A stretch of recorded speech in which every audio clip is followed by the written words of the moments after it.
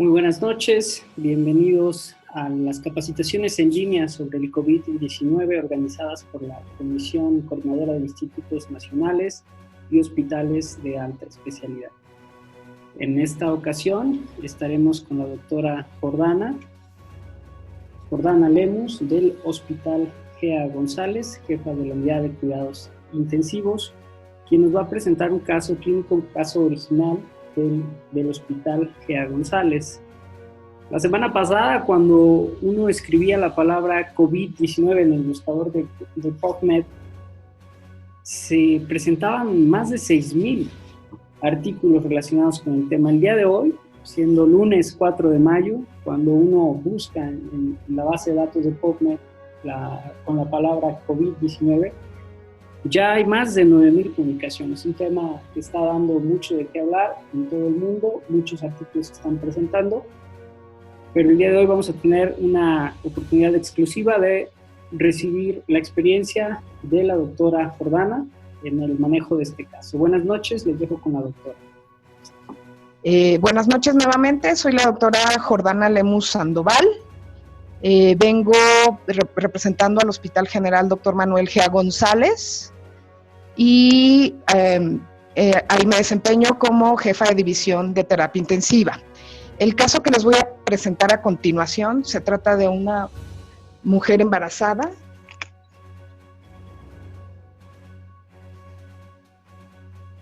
que fue positiva para COVID.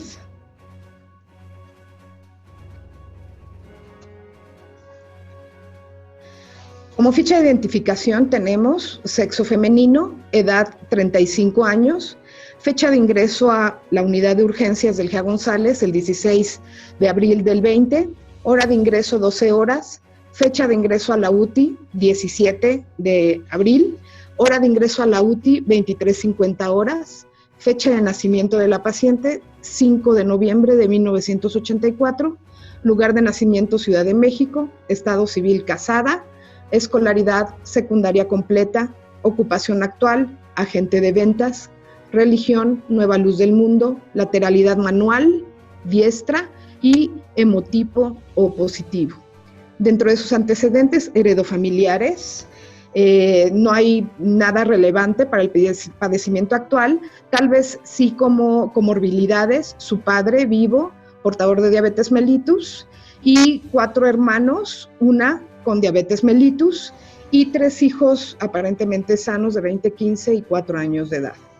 Dentro de sus antecedentes personales no patológicos, se encuentra que habita en casa propia, construida de material perdurable, cuenta con todos los servicios intradomiciliarios y cohabitaba con 4 personas. Su ocupación, agente de ventas de seguro, su alimentación de 3 comidas al día, en adecuada cantidad y regular en calidad. Higiene, baño y cambio de ropa diario, higiene bucal 3 veces al día. Actividad física negada, zoonosis, un perro extradomiciliario, se desconoce la última vacuna del CAN y sí se encontraba desparasitado. Exposición a humo de leña, interrogado y negado, y vacunación BCG identificada por cicatriz en deltoides derecho. También refirieron que era vacunada contra la influenza en el 2019. Dentro de sus antecedentes ginecobstétricos, inició su menarca a los 10 años, telarca a los 9 años, pubarca a los 9 años, inicio de vida sexual activa a los 18 años, con una sola pareja sexual. Infección de transmisión sexual negadas, fecha de última menstruación, el 22 de octubre del 19, método de planificación familiar, una OTB realizada el 2015, y su Papá Nicolau el 20 del 20, desconociendo resultado. Ella era, también como sus antecedentes, gesta 6, abortos 2, para 1, cesárea 2. Dentro de los personales patológicos, enfermedades de la infancia interrogadas y negadas, crónico-degenerativas interrogadas y negadas, hospitalizaciones en 2 ocasiones por cesáreas, en el 99 y en el 2015, traumatológicos interrogados y negados, quirúrgicos 2 cesáreas en el 99 y en el 15, por preeclampsia sin datos de severidad, más una OTB en el 2015. Resto de los antecedentes personales patológicos como transfusionales, toxicomanías y medicamentos, interrogados y negados. Su padecimiento actual inicia el 11 de abril del 2020 con presencia de odinofagia acompañada por cefalea holocraneana de intensidad 8/10, y aquí ella inicia su distanciamiento social en domicilio. Antes de iniciar el cuadro clínico, refiere uso de transporte público diario a la central de abastos. El día 13, el cuadro se exacerba porque se le agrega tos seca, entonces acude al centro de salud de su comunidad, donde se inicia tratamiento a base de amoxicilina con ácido clavulánico sin presentar mejoría. El día 15, disnea de medianos esfuerzos y fiebre cuantificada hasta de 39 grados. El día 16, debido a estos datos, acude a valoración médica al servicio de urgencias de ginecobstetricia del Hospital Manuel G. González. Su ingreso fue el 16 de abril a las 23:30 horas, donde se le tomó su somatometría más su peso, pesando 80 kilogramos con una talla de 1.55 metros, dando un IMC de 33.3, lo que corresponde a obesidad grado 1. Llegó con una tensión arterial de 110/70, una presión arterial media de 83 milímetros de mercurio, una frecuencia cardíaca de 130 latidos por minuto, una respiratoria de 40 por minuto, con una temperatura de 38.4 y saturando al medio ambiente al 89%. Su ingreso a ginecología encontraron en la exploración física estertores en ápices y región interescapular, disminuida entrada de aire en región subescapular bilateral. El precordio lo encontraron rítmico, pero taquicárdico. Abdomen doloroso a expensas de útero gestante con un fondo uterino de 25 centímetros, sin variables del producto ni valorables al momento de la exploración. Foco cardíaco fetal audible mediante Doppler.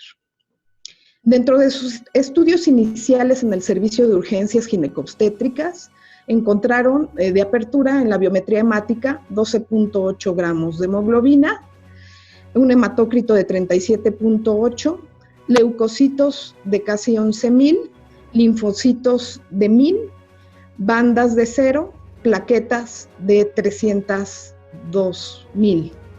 Dentro de la química sanguínea, la glucosa en 135, BUN 5, urea 11, creatinina 0.5 y los electrolitos dentro de rangos normales. Las pruebas de funcionamiento hepático prácticamente normales dentro de rangos, y los marcadores de inflamación sospechosos de COVID como PCR se encontraban en 15.4, cuando el rango dictado por el GA máximo es hasta 0.75. El dímero D estaba en 0.35, discretamente elevado, y la ferritina en 178, dentro de rangos normales. Esta fue la primera gasometría que se tomó, ya con mascarilla reservorio, dando un pH 7.43, una PCO2 de 24, una PO2 de 67, saturación de 94, lactato de 1.6, bicarbonato de 16, con un déficit de base de menos 8.4. La impresión diagnóstica de los ginecólogos durante su estancia en urgencias ginecobstétricas fue un embarazo de 24.6 semanas de edad gestacional por fecha de última menstruación, más neumonía atípica por probable COVID-19 y obesidad materna. El manejo, el 17 de marzo, incluyó valoración conjunta y manejo por parte de urgencias adultos, aparte de ginecobstetricia, oxígeno suplementario, y se realiza en este servicio el hisopado para PCR, tanto nasal como faríngeo. Se inicia por parte del servicio de infectología ceftriaxona, claritromicina y oseltamivir. Y por parte del servicio de urgencias, heparina no fraccionada, 5,000 unidades subcutáneas cada 12 horas. Ese mismo día, a las 3:30, se nos presenta a la terapia intensiva y es aceptada para continuar su manejo porque queda catalogada como código Mater. Esta es la tomografía de tórax, es la ventana pulmonar.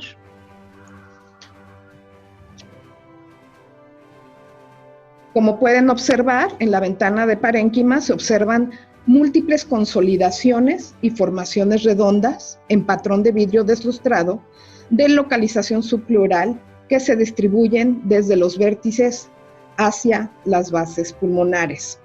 Los imagenólogos la dictan como hallazgos típicamente descritos en pacientes con COVID-19.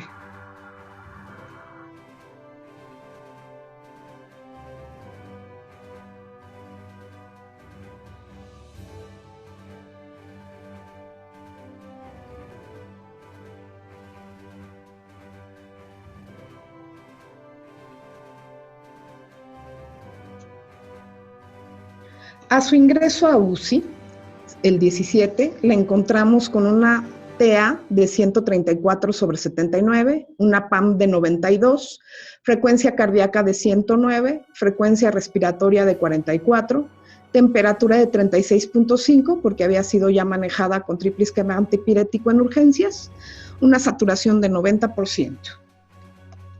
A la exploración física, neurológicamente con agitación psicomotriz, respiratoriamente taquipneica, con puntas nasales a 5 litros por minuto, estertores crepitantes de predominio subescapular bilateral y cardiovascularmente con taquicardia sinusal por telemetría, con un llenado capilar de 3 segundos.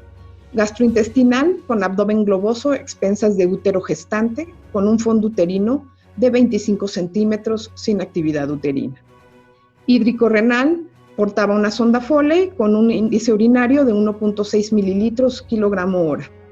Hematoinfeccioso, afebril, sin datos de sangrado activo, manejada con cefepime, claritromicina o celtamivir. Y en el momento de su ingreso a terapia intensiva, continuaba pendiente el resultado para la detección de SARS-CoV-2. Dentro de la biometría hemática de apertura ya en terapia intensiva, encontramos hemoglobina de 12.5, leucos incrementándose de 14.5, con linfocitos en 0.7, ya empezando a ver linfopenia, plaquetas de 305,000. Los tiempos de coagulación, el TP estaba en 10.2 con un INR de 0.9 segundos, una disculpa. La urea en 13, creatinina 0.3 y los electrolitos séricos con hiponatremia, sodio en 113, potasio en 3.2 y magnesio en 1.5.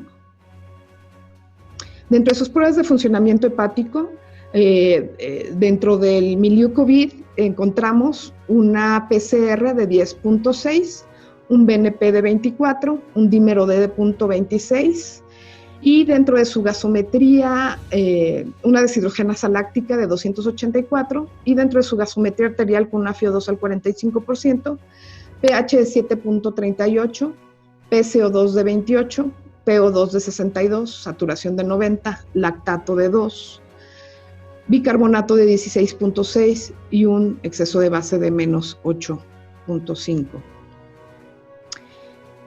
Al su ingreso a la UTI, se tuvo que manejar la vía aérea por taquipnea, frecuencia respiratoria de 40 hasta 44 por minuto, con una disociación tóraco-abdominal franca y secundaria al uso de sedación con frecuencia de intubación rápida, se tuvo que iniciar norepinefrina a 0.13 microgramos kilogramo minuto. La impresión diagnóstica fue insuficiencia respiratoria aguda tipo 1, SIRA moderado con un índice Kirby de 137, neumonía viral por probable COVID-19, embarazo de 25 semanas por fecha de última menstruación y obesidad grado 1. Se dio un puntaje de Apache de 6 puntos con una mortalidad al momento de su ingreso a terapia intensiva con 8%, un SOFA de 0 puntos, menos de 33% de mortalidad y un SAPS-3 de 31 puntos con una mortalidad de 2.1. El día 18 fue valorada nuevamente, las valoraciones de ginecobstetricia fueron diarias, con una frecuencia cardíaca de 137 latidos por minuto, regular, audible por Dapton, sin actividad uterina. Ese mismo día se recaba resultado de PCR, el cual da positivo para SARS-CoV-2. El tratamiento continúa con claritromicina, oseltamivir, cefepime y metilprednisolona. Aquí para ayudar a la maduración de un producto de 25 semanas por indicación de ginecobstetricia. Debido a que era una mujer embarazada, Código Mater, infectología, decide iniciar su tratamiento con hidroxicloroquina. En este momento presentaba leucos en incremento 18.3, ferritina de 257, PCR de 13, dímero D de 0.7 y TROP-I de 0.05. La ventilación mecánica con estos parámetros: frecuencia respiratoria de 22, una presión inspirada de 16, un FiO2 al 90% con PIP de 6, volumen minuto de 10, volumen corriente de 5.10, una presión máxima de 22, una media de 10, una distensibilidad estática de 29 y un driving pressure de 15.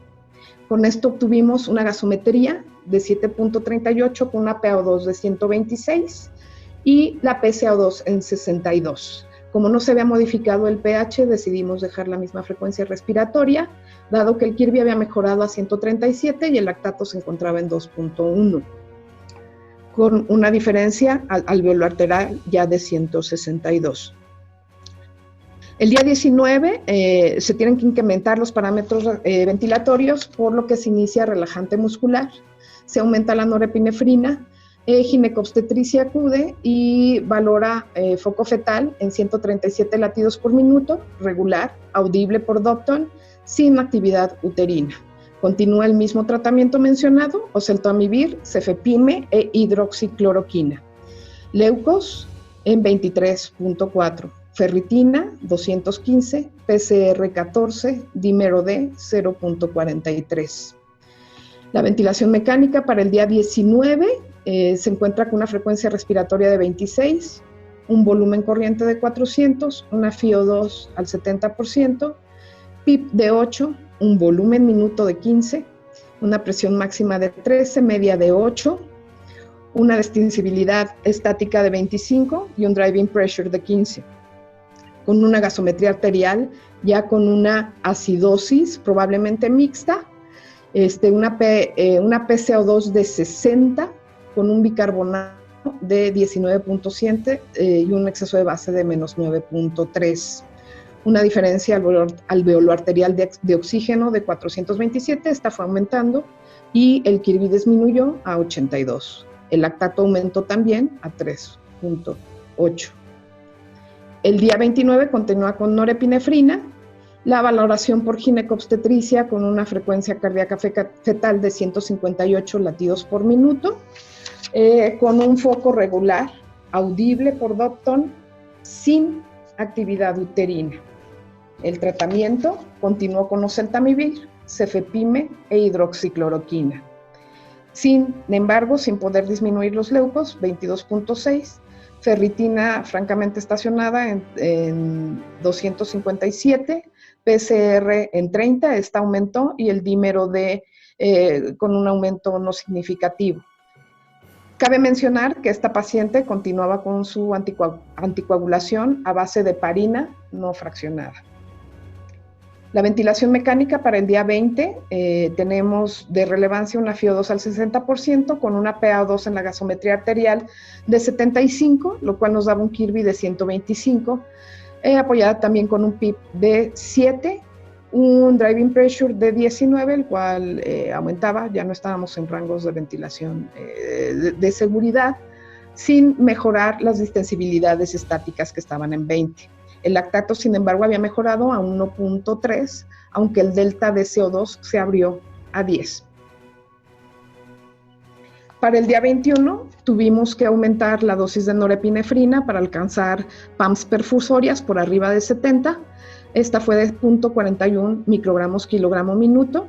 Nuevamente ginecología nos refiere en sus notas una frecuencia fetal de 132 latidos por minuto, regular, audible, sin actividad uterina.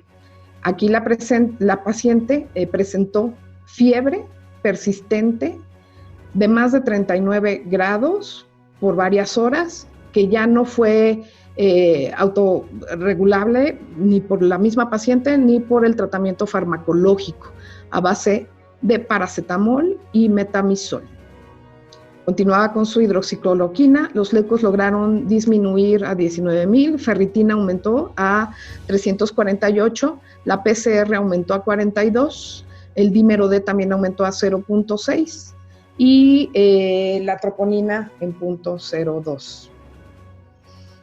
Para el 21 tenía la paciente francamente una acidosis mixta, 7.1 de pH con un bicarbonato de 16, un exceso de base de -12, un índice respiratorio muy aumentado, 5.4, una diferencia alveolo-arterial 3.97, un Kirby de 85, un lactato nuevamente aumentado a 3.4, con una FiO2 al 75, PIP de 8, un driving pressure de 16 y una distensibilidad estática de 26. Para el día 22, la norepinefrina se encontraba ya en rangos suprametabólicos a 1.3 microgramos kilogramo minuto, así como la vasopresina, que se tuvo que agregar durante el transcurso de la guardia a 0.1 unidades. Infusión también se le dio un bolo, pese a que ya tenía la metilprednisolona con hidrocortisona. La valoración por ginecobstetricia, una frecuencia fetal de 148 latidos por minuto, regular, audible por Dopton, sin actividad uterina. Presencia de picos febriles de 39 y los hemocultivos, se toman hemocultivos central, periférico y cultivo de secreción bronquial porque asociamos la fiebre con una probable sobreinfección. Asimismo, el tratamiento por infectología, aparte de oseltamivir, cefepime, hidrocloroquina, se agregó meropenem, linezolid, y para el tratamiento de la acidosis a la paciente se le administró bicarbonato de sodio. Leucos de 15,000, ferritina de 388, PCR de 46, dímero D de 0.9, trop-I de 0.06 y una proteína,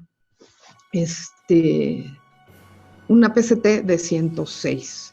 La ventilación mecánica para el día 22, el pH francamente acidótico, con un exceso de base de -17, la diferencia alveolo-arterial de 460, y con esto se modificaron los parámetros ventilatorios con una FiO2 al 85, una PIP de 9, una frecuencia respiratoria de 18 y un delta ya en 21.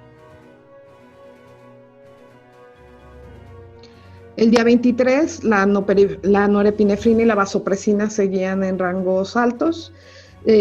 Nefrología la estadificó ya con una lesión renal aguda Akin 2, con una elevación de azuados de su inicio a la fecha de 1.8. Continuaba con el mismo tratamiento más boricornazol y se suspendió la metilprednisolona y se cambió a hidrocortisona. 21,000 leucos, ferritina aumentada, 554, PCR de 46, dímero D de 5.39, fibrinógeno de 6.38. Aquí ya tenía anticoagulación franca con heparina no fraccionada. Se le realiza un ultrasonido obstétrico que marca embarazo de 24.6 semanas de edad gestacional sin frecuencia cardíaca fetal en relación a óbito. Pedimos por parte de medicina crítica la realización del ultrasonido para descartar producto obitado porque no se podía controlar la fiebre. Encontraron placenta fúndiga corporal anterior. Para el día 23, esta es la gasometría con los parámetros ventilatorios, lactato de 3.4, bicarbonato de 20, exceso de base de -10.2 con un Kirby de 41, FiO2 al 100%, PIP de 10.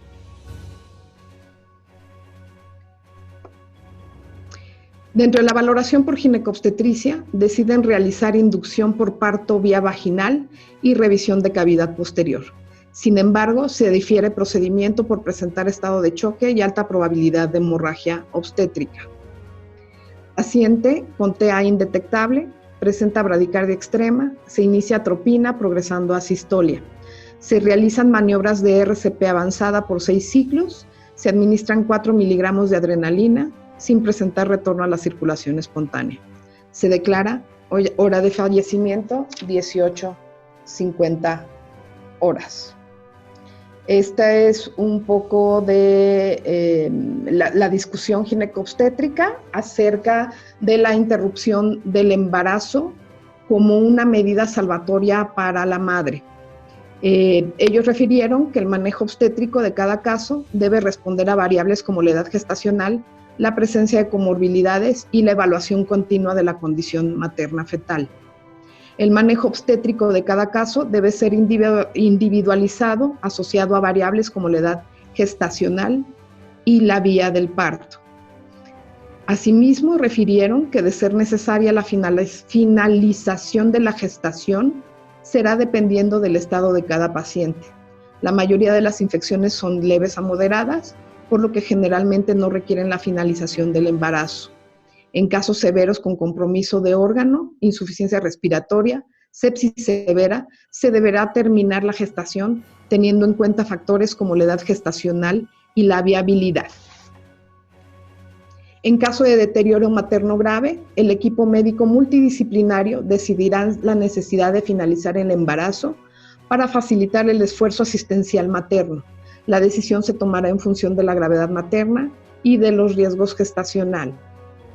En circunstancias obstétricas habituales, sin diagnóstico de COVID, la situación obstétrica de la paciente podría ser resuelta con una histerectomía evacuadora versus histerectomía obstétrica en bloque.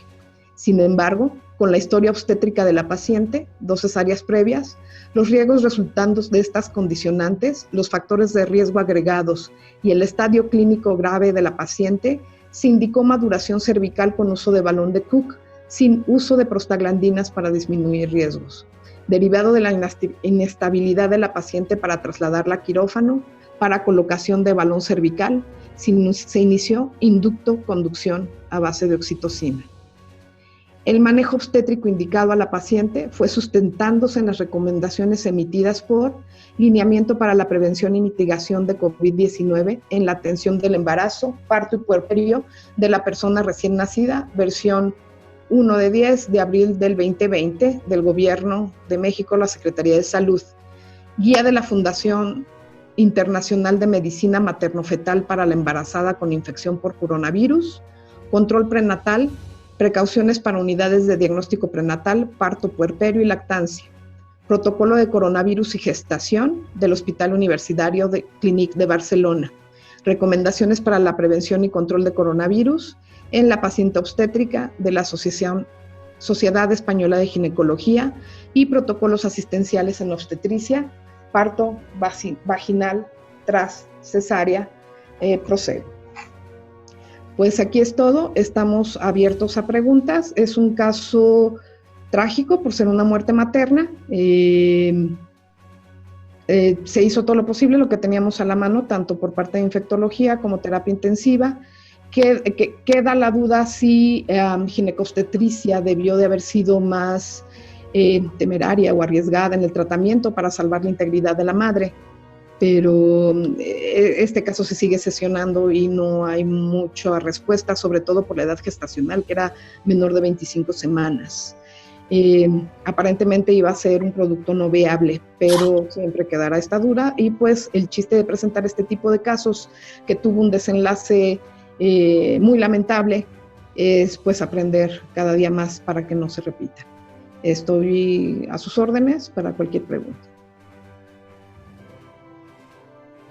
Ok, vamos a tener un par de minutos por si alguien gusta realizar algún comentario o alguna pregunta relacionada con el caso que se acaba de describir.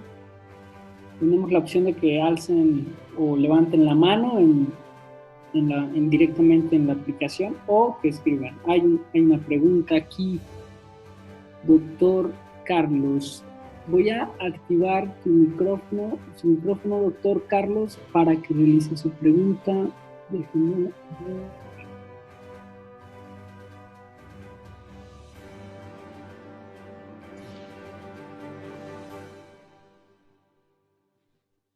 Listo, doctor, ya tiene su micrófono activado. Buenas noches, doctor.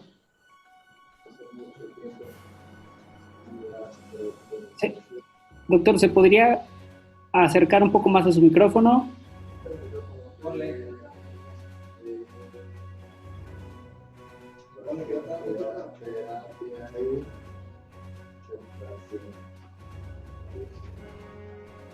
No lo escuchamos. Pregunta el doctor, ¿cómo fue el embarazo? ¿Si fue espontáneo?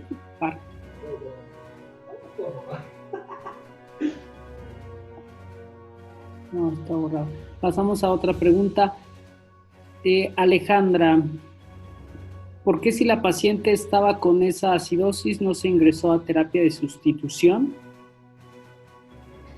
Fue decisión del nefrólogo de esperar. Nosotros tenemos un nefrólogo en la unidad, egresado del Instituto Nacional de Nutrición, contamos con Prisma y con terapia de sustitución renal convencional, pero decidieron esperar. Ok. Doctor Carlos, ¿pasó mucho tiempo en la presentación de la paciente a terapia y aceptación a UCI?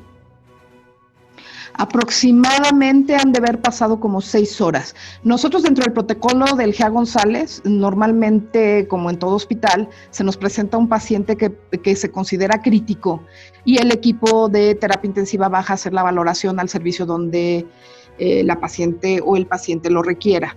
En el caso de COVID, también para ahorrar tiempos y evitar exposición, confiamos plenamente en los diagnósticos y en el triage que hagan los compañeros urgenciólogos, y la paciente solo es presentada y pasa de inmediato a la unidad. Ok. Alejandra Orozco Villén, activé tu micrófono. ¿Quieres realizar una pregunta? Hola, buenas noches.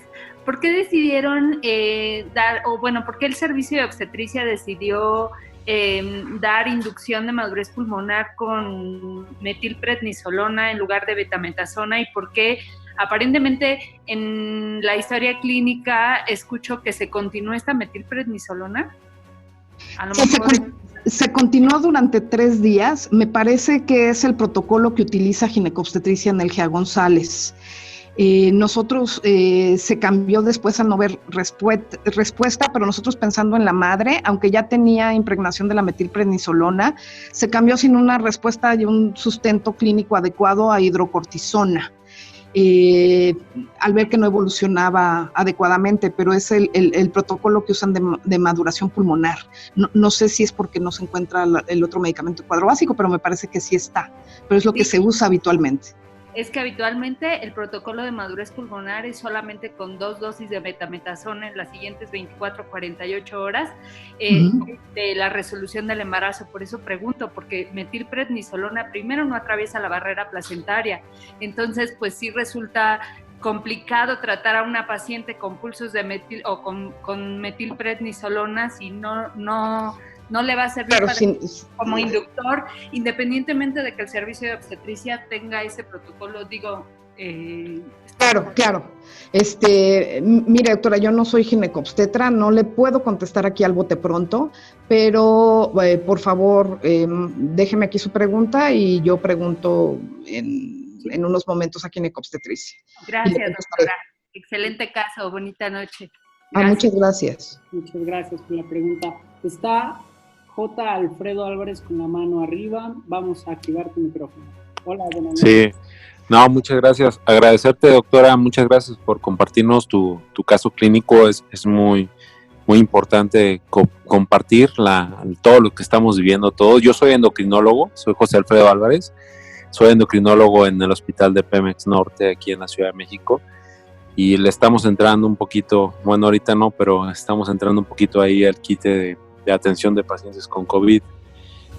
La pregunta y la aclaración con lo que dijo la doctora previa, los estudios que hay dentro de la maduración pulmonar son con betametasona y también hay estudios con dexametasona, lo entiendo. Y entiendo lo que hicieron porque en COVID pues no hay nada escrito. Están ustedes escribiendo lo que va a hacer. Mi única pregunta sería respecto a la paciente. ¿La sesionaron en alguna sesión multidisciplinaria? Porque sé que en el GEA González pues tienen especialistas y súper especialistas en todas las especialidades. Entonces, si sesionaron algo, hicieron algo para que la paciente recibiera el mejor tratamiento, es solo mi duda, porque de repente uno decide y todo, y de repente no tenemos la mejor noción. Yo te digo porque yo soy endocrinólogo, y de repente entre todos nos encontramos casos que todos opinamos y encontramos cosas un poquito diferentes. Sería mi pregunta, si tuvo alguna sesión o algo la paciente. Sí, doctor, al segundo día, cuando no veíamos una mejoría clínica, porque si usted se dio cuenta, no ingresó con parámetros ni con marcadores de gravedad que nos hicieran sospechar este desenlace, y la verdad, el GEA González tiene muy buenas cifras en cuanto a muerte materna. En los últimos 3 años no hemos tenido un solo fallecimiento. Sí, sí lo sé. Pero híjole, esta entidad, la verdad, sí nos tiene sorprendidos a todos. Como le decía, al segundo día se empezó a asesorar tanto con la subdirección de ginecobstetricia, los jefes de servicio y también el departamento de nefrología. Nosotros tenemos la oportunidad de tener un nefrólogo asignado solamente para manejar pacientes críticos en la UTI. Y le digo, somos un hospital de referencia para los hospitales locales para embarazo de alto riesgo. Entonces, desde ese punto de vista, no somos, somos conocedores de manejo de embarazo crítico, pero se nos fue de las manos esta paciente con el COVID, ¿no? Tal vez pudimos hacer más, y sí se sesionó, no tanto día a día a partir del día 2, sino después de la muerte materna se preparó el caso y se presentó ante las autoridades y nuevamente todo el panel. Y en un afán de ser muy claros y muy abiertos y muy transparentes con lo que está pasando en los hospitales, de inmediato yo le presenté el caso a la doctora Carmen Hernández, que es la coordinadora de áreas críticas del INER, así como un enlace muy importante para todas las terapias de la SINSAE, y ella me sugirió que presentáramos este caso. Pero sí se sesionó, doctor. No, sí. Muchas gracias. No, agradezco muchísimo mis respetos para ustedes, que están mucho más allá de lo que estamos nosotros un poquito acá abajo en la batalla, pero pues todos estamos ahí. Muchas gracias por compartir su experiencia. Muchas gracias. De nada, doctor. Muchas gracias, Alfredo, por estar participando de forma activa. Pues una excelente presentación, doctora. Queremos agradecerle por parte de la comisión del SINSAE y en nuestro titular, el doctor Gustavo Reyes Terán, su participación. Excelente caso. Me parece que es el primer caso que presentamos de una paciente embarazada. Y retomo el comentario del doctor Alfredo, el endocrinólogo. Creo que México está en esa adopción, en ese camino hacia el concepto de las unidades funcionales. Y estas reuniones donde múltiples especialidades se reúnen y emiten una opinión, creo que el COVID, parte de la experiencia que va a dejar va a ser acelerar la presencia de las unidades funcionales en todos los institutos y hospitales de México. Claro que, como la doctora ya mencionó, pues es muy errático, es muy impredecible el comportamiento. Recuerdo que las series iniciales en China, tal vez por la celeridad de publicar y de presentarlas, no se denotaba tanto la presencia de pacientes embarazadas. Ahora ya cuando se están analizando nuevamente los datos empiezan a tener mucha presencia, pero he notado que aparecen más estos casos de este lado del continente. Se está viendo cada vez la presencia y pues este caso es un ejemplo de esta situación. Pues muchísimas gracias, doctora. Agradezco a todos los que participaron el día de hoy. Y gracias a ustedes por la invitación, a la orden. Excelente, bueno, muchísimas gracias y estamos aquí. Mañana acompáñenos, tenemos una sesión más por delante y vamos a continuar durante todo el mes de mayo con el programa que ya compartimos en nuestras páginas. Bueno, mi nombre es Pavel Aguilar y me despido de ustedes esperando que haya sido de su agrado y que esto sea útil y se comparta. Quedan grabadas nuestras sesiones, compártanlas, analícenlas y sigamos trabajando. Muchas gracias.